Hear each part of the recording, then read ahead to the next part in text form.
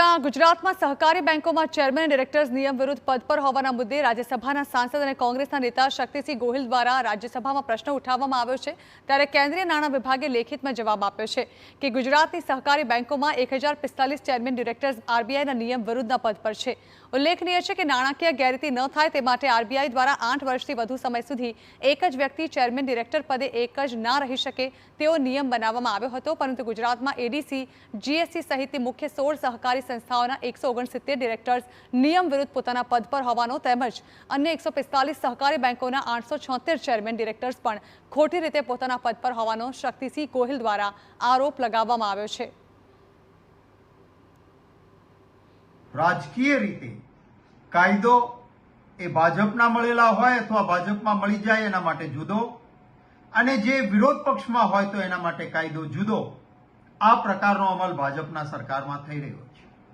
આપણું બંધારણનો આર્ટિકલ 14 કહે છે કે કાયદો બધા માટે સમાન હોવો જોઈએ, પરંતુ જ્યારે ભારતીય જનતા પાર્ટી બંધારણની આ જોગવાઈથી વિરુદ્ધ કાયદાનું કેવું પાલન કરે છે એનો પર્દાફાશ મારો સંસદમાં 253 નંબરનો પ્રશ્ન રાજ્યસભામાં મેં પૂછેલો। ગુજરાતની જ માહિતી માંગી મેં કે ગુજરાતની સહકારી બેંકોમાં કેટલા ડાયરેક્ટરો કાયદાની જોગવાઈથી વધારે સમયથી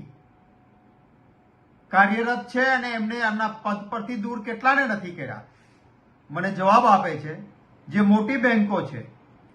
16 બેંકોમાં ગુજરાતમાં 169 ડાયરેક્ટરો એ લાંબા સમયથી કાર્યરત છે,